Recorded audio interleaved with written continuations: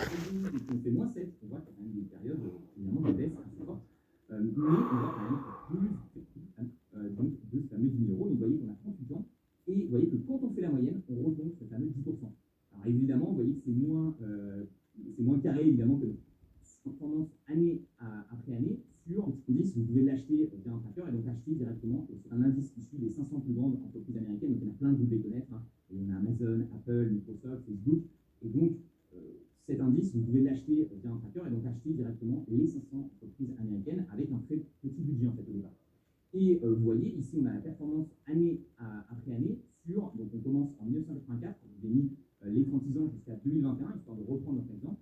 Donc on imagine qu'à 25 ans, vous posez 10 000 euros sur le SP500, donc dans les 500 plus grandes entreprises américaines, et vous voyez un petit peu la performance que vous auriez fait chaque année donc de ce fameux 10 000 euros. Donc vous voyez qu'on a 38 ans, et vous voyez que quand on fait la moyenne, on retombe sur ce fameux 10%.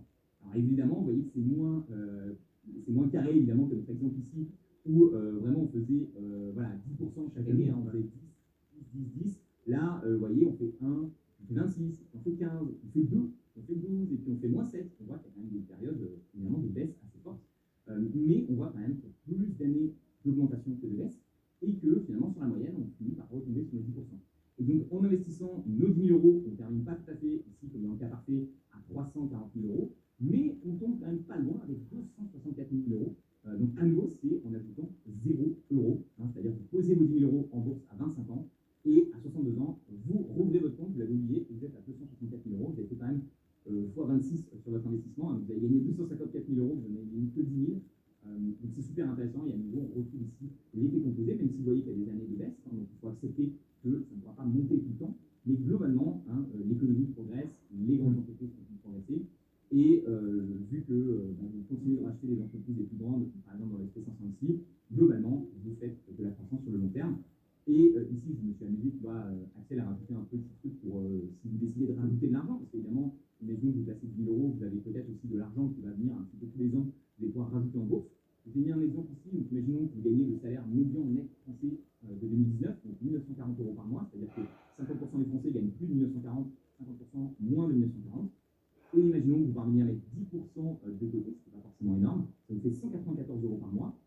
Ça vous fait donc 194 x 12, 2328 euros. Et donc, on imagine que vous ajoutez 2328 euros, donc 10% de votre salaire chaque année. Et là, boum, vous voyez que vous finissez à 62 ans avec 906 000 euros. Donc, finalement, en investissant juste un capital de départ qui est raisonnable de 10 000 euros et en rajoutant chaque année seulement 194 euros par mois, eh bien, vous terminez presque millionnaire.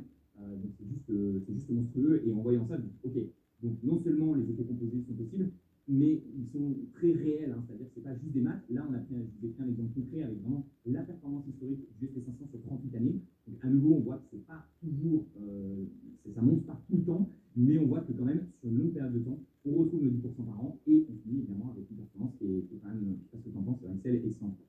Ouais, bah, clairement, ça donne clairement envie. Et en plus, pour moi, tu as manqué un aussi des avantages de la bourse, c'est vraiment la liquidité que tu n'as pas du tout, enfin, que tu as beaucoup moins avec l'immobilier, où quand tu dois avoir besoin, enfin, tu as besoin, imaginons, de 10% de ton bien, mais tu es obligé déjà de le vendre en entier. Et ensuite, tu dois mettre 3 mois à avoir tes sous.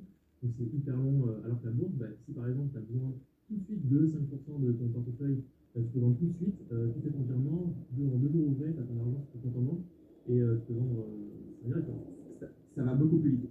J'évite de parler du truc de liquidité parce que ma vision, c'est justement d'investir par an. Ça donne clairement envie. Et en plus, pour moi, tu as manqué un aussi des avantages de la bourse, c'est vraiment la liquidité que tu n'as pas du tout, enfin, que tu as beaucoup moins avec l'immobilier, où quand tu dois avoir besoin, enfin, tu as besoin, imaginons, de 10% de ton bien, mais tu es obligé déjà de le vendre en entier. Et ensuite, tu dois mettre 3 mois à avoir tes sous.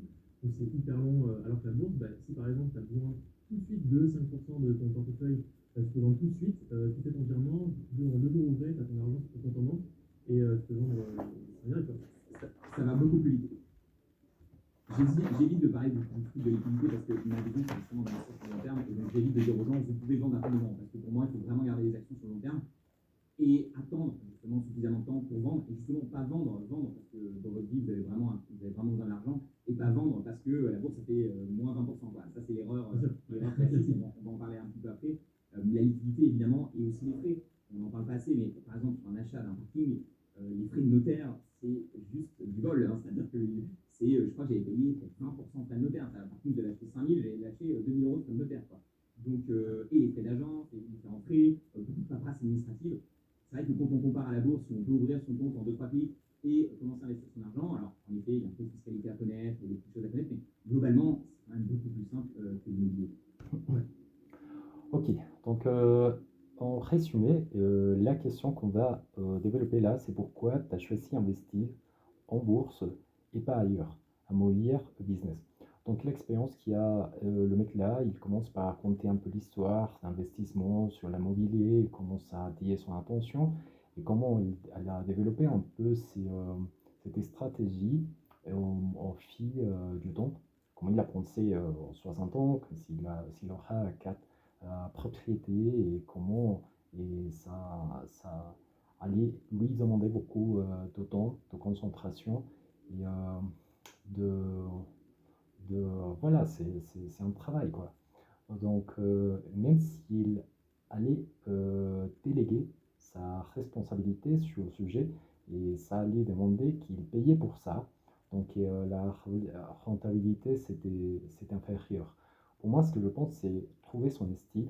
Il y a des gens qui préfèrent l'immobilier parce qu'ils le trouvent assez sûr, en rentabilité qui sera plus sûr. Voilà, il n'y a pas beaucoup à dire sur le sujet.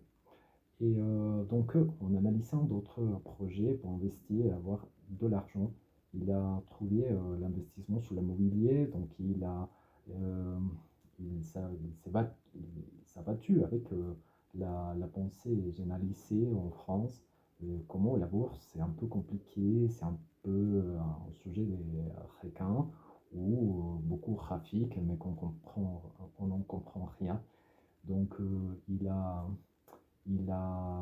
essayé, il a trouvé la réponse qu'il cherchait sur le sujet de la bourse et il entre à expliquer, surtout dans le terrain de EFT, comme les 50 entreprises les plus importantes aux États-Unis et la rentabilité depuis les années 80, si je ne me trompe pas, enfin, dans les, hum, dans les 38 ans. Donc il a suggéré comment, même s'il y a eu 3-4 années, si je ne me trompe pas, c'est en 90, 2018, j'en sais plus, le plus important, en 2018, en 2008 qui a eu une baisse de 38%, je pense. Donc voilà, il a raconté un petit peu que même s'il y a quelques baisses dans l'investissement, normalement, il y a un comportement généré de, d'augmentation de rentabilité qu'il trouve assez intéressant pour investir sur le sujet. Donc, il a défendu son investissement sur la bourse plutôt que l'immobilier. Pour moi, je pense que c'est plutôt les styles, la préférence qu'il y a un sujet ou un investisseur pour déplacer, voilà, pour faire leur déplacement. Mais voilà, c'est ce que un peu le résumé sur le sujet, sur la question. Fiscalité à connaître, globalement,